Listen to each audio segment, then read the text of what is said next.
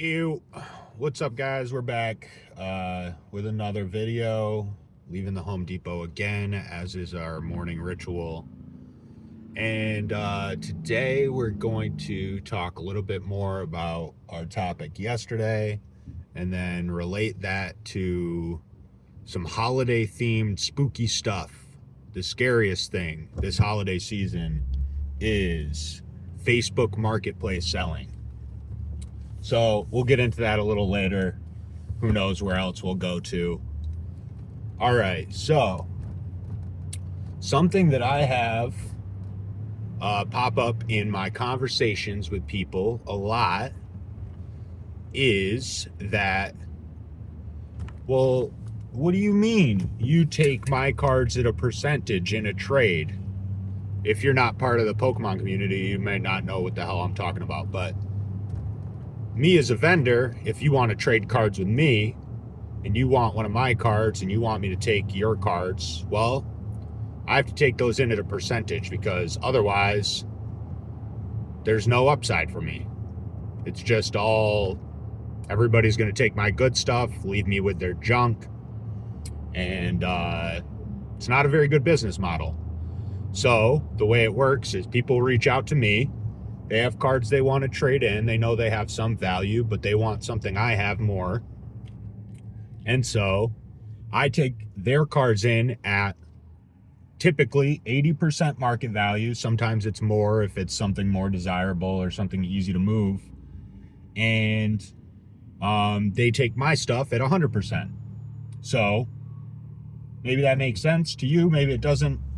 But the reason that works is because I need some upside to make the trade make sense for me. I didn't reach out to you to pick up your cards because I don't want them at full market value, at least. And so relating that to our topic yesterday on subjective theory of value, well, somebody reaches out to me because in their eyes, they want what I have more than what they have. I didn't reach out to them because for me, at a one-to-one trade, I don't want your stuff at all. If I don't have a margin to make some sort of profit as a vendor, then your stuff is worth nothing to me. Absolutely nothing. I don't want it. I don't even want to see it. I don't want you to waste my time with it. Not to be rude, but when people say, oh, well, I want an even trade. All right, cool. I'll do an even trade if you take my junk and I take your cool stuff. How about that? Oh, you don't want to do that? Interesting. So this is kind of how it works on Facebook Marketplace. Some people do understand this. Some people are cool. They get the game. They understand that, I do this to collect somewhat, but it's also my side hustle. It's also something that I'm trying to make money doing.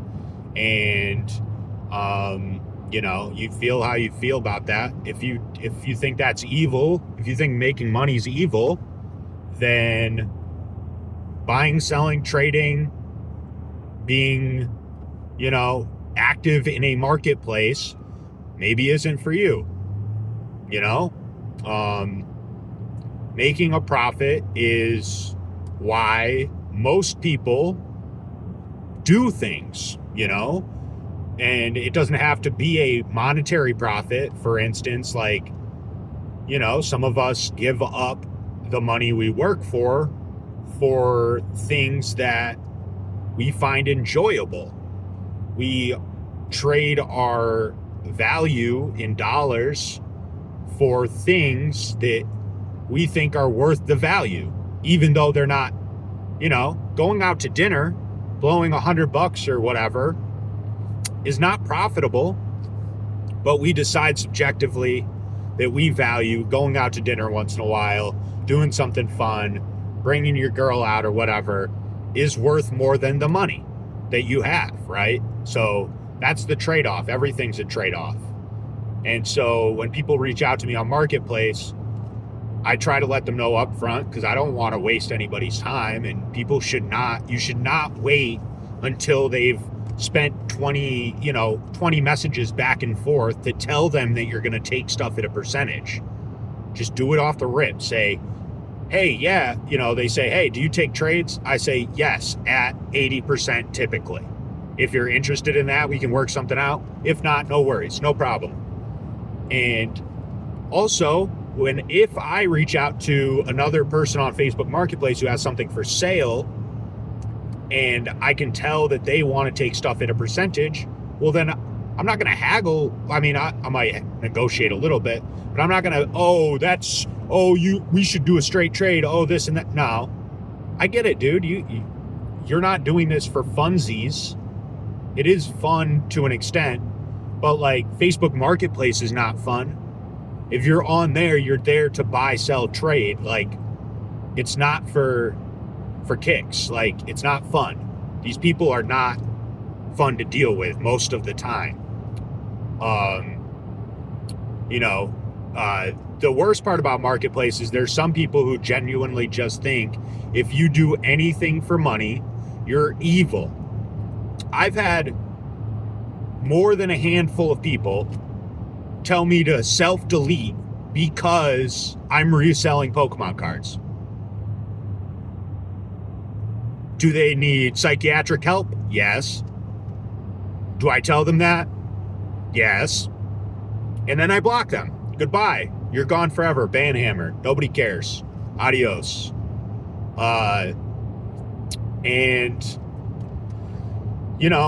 If you want to go through life being mad that people want to make money for their time and effort, more power to you. Good luck with that. But if you just put all that same energy and that effort into doing something productive, you could probably just afford the things you want and not be such a negative loser. So that's an option too, just throwing it out there. If there's any people like that watching.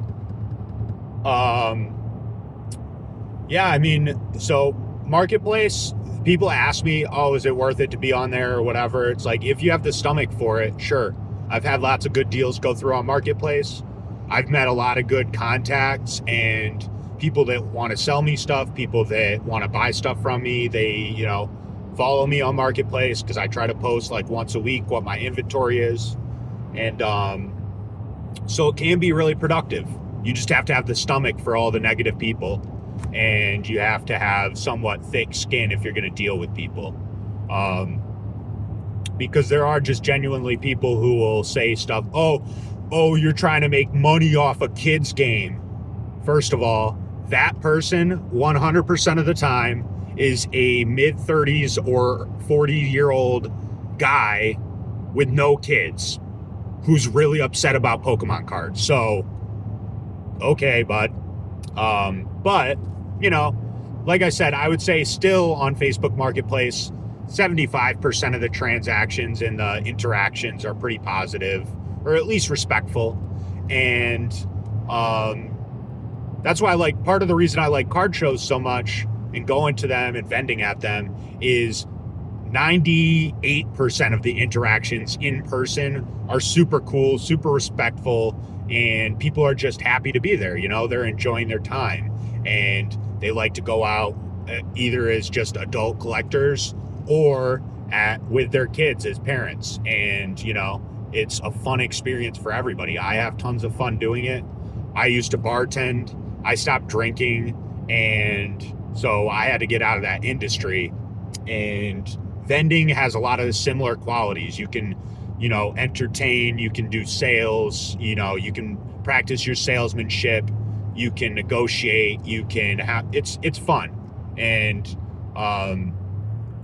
there's also the gambling aspect, which I don't really partake in, but I try to not necessarily encourage, but just, okay, as long as you understand what's going on, as long as we're not, fooling ourselves about what's happening here, enjoy it. If that's another subjective value thing. Is ripping sealed product a good, wise financial investment? No, it's not. But the reason people do it is they value the fun of opening packs, the fun of the chase, the fun of the gamble. You know, the dealer in this case, which is the Pokemon company, and I am the table dealer, you know, the dealer always wins. That's why I don't rip much sealed product, very rarely. Sometimes I have a damaged box and I'll okay, I had a good show, one of the boxes has a little tear in it, I'd rather just rip it. So sometimes I do that, but not much, because it's poor finance. And but if you value the fun of that, there's nothing wrong with that. Yeah, don't go into debt ripping Pokemon packs. That's not smart. Don't do that. But if you're having fun, whatever, have fun. So yeah, what's some other things? Talking about subjective theory of value, subjective value in general. I mean, I don't know. My value sometimes I think about this. Is my time worth the time that I have to spend on Facebook Marketplace dealing with people? Sometimes, like this week, I have no listings up on Marketplace. I don't have time. Day job's busy. Got other stuff going on. This week, I do not value Marketplace as a useful time spend for me. I have a bathroom and a half that I'm renovating right now. I've got deadlines. I've got upcoming projects. I gotta focus on what's in front of me and knock it out. And then, you know, next week I'll probably update my listings, try to do some deals before the big show on the 25th at Foxwoods. And so, you know, like I said yesterday, time to, you know, at different points in time, you value things differently. And one of the most important things that you should often evaluate, whether, you know, what the value of your, one of the things you should evaluate the most often is what your time is worth. This applies to Pokemon. This applies to whatever job you're at. It applies to how you spend your money. It applies to everything. And that's really, especially from Austrian economics perspective, the trade-offs that you make with your time is really the most, it's like the underlying most important trade-off that you should be evaluating constantly in economics. Like, that's what economics is value, at least on a personal level, is like your most important asset is your time. Like, because there's finite amount of it. There's 24 hours in a day. You should sleep for a third of it or whatever, or a quarter at least, I guess. And, you know, what you spend the rest of that day doing is the thing that you should be constantly evaluating. Even down to things like, you know, if I was making $250 an hour, I'm not. But if I was, right, a lot of things that I do on a day-to-day basis, I would stop doing them and I would pay somebody else to do them, because they'd be doing them cheaper and I could maximize the amount of hours that I'm making $250 an hour. That sounds sweet. If you want to hire me for $250 an hour, hit me up. I'm there. But, you know, like, if you're making that much money, like, cooking home meals is not helping you save money. Like, that's, say it takes even 30 minutes a day. All right, so that's $250 every other day, when you could just spend tops $50 a night. So, okay, so it costs you $250 to spend that hour cooking over 2 days. You could have just spent $100 ordering out, and now you're up $150 on the 2 hours, or on the hour over the 2 days. You know what I mean? So there's all these things, and I'm constantly evaluating those things. Like right now, I used to be the guy, oh, I got to do everything around the house. Oh, something, you know, the lawn, I got to do the lawn, this, I got to do the electrical myself, I got to do the plumbing myself. Now I'm making enough money hourly that I just realized I should hire somebody else, even if our hourly rate is the same. Well, if he does it faster than me, then I'm still up money. Because it would have taken me 2 hours. It took him 1 hour. He charges me for the 1 hour. I profit an hour, right? So you should constantly be thinking about these little trade-offs that you're making with your time, because that's like the most important trade-off that you make, is between your time and what you're putting your time into. And that applies to what you're making at work. It applies to everything. You should think about it constantly. I think about it constantly. That's why part of why I started doing these videos is because if I wasn't sitting here, yakking, I would be having this conversation in my head by myself, as I have for years, my whole life or whatever.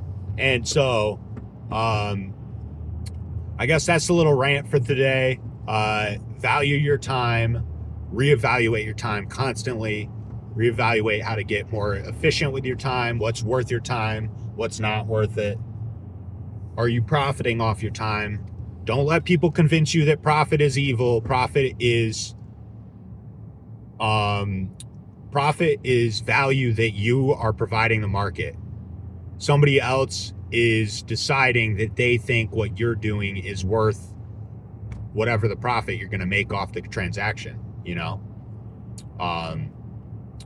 Every market is full of these little trade-offs that you can make that benefit everybody, right? Like if somebody buys a card from me for $100, let's say I got it for $80, like they could sit around and say, oh, well, you shouldn't profit off that. You should flip it for nothing.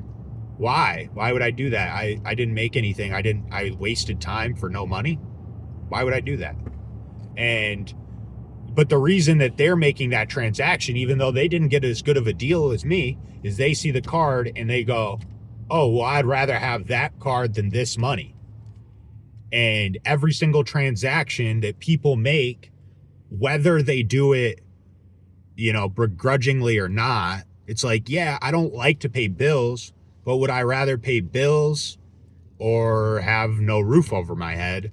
That's like a pretty easy decision. I value having my house, having running water, hot water, electricity, insurance, blah, blah, blah. I value all those things more than the money they cost me. Otherwise, I wouldn't have them, right? Like I would make a different calculation. And that's really what economics is, especially from the Austrian perspective, is evaluating different trade-offs that individuals make. Because even at like large levels, every transaction is made by individuals, and individuals decide what transactions they want to make. That's what a free market is voluntary transaction. And insofar as you have voluntary interactions, everybody wins, right? Like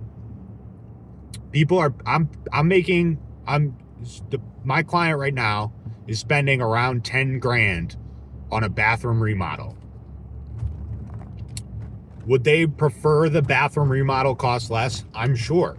But they want it done a certain way. They want certain materials. They want somebody, they had a bad experience with their last contractor. So they value all these things more than the money, right? That's why they're giving me the money. It's to do the bathroom, to have a nice bathroom. Like greed is a part of everyday life, but it works both ways. It's not just greedy to sell something, but it's also greed to want to keep your money. And yeah, like there's extremes to that. And, there are valid criticisms of people who are, extremely greedy. Can be valid sometimes. But if it's all voluntary exchange, in most cases, I don't see the problem with it. And, as long as you accept that like individuals own their own body and thus their time and their effort and their energy, well then voluntary transactions that they make, you know, what do you got to complain about? It's just that's how everything works. Or you can go back, you can go back to the barter system and nobody will profit. And if you sell insurance, well then you'll have to find somebody that needs insurance that owns a farm in order to get food. No currency, whatever. I guess that's a bigger topic. We'll save that one for another time. Anyway, long story short, the gist of it, things have different values depending on your perspective, depending on the individual, depending on the circumstance. And your most valuable asset is your time and what you can provide with your time. And you should constantly be reevaluating those factors in every single economic decision that you make. And the more you do that, the better understanding you have of what your time's worth and what you should be willing to take as payment for it. And keep doing it. Read some economics or follow along. Thanks for getting through the video. This was the longest one so far. Kind of went a few places I didn't really think we were going to go, but that's cool. Thanks for sticking around. Catch you next time. Later.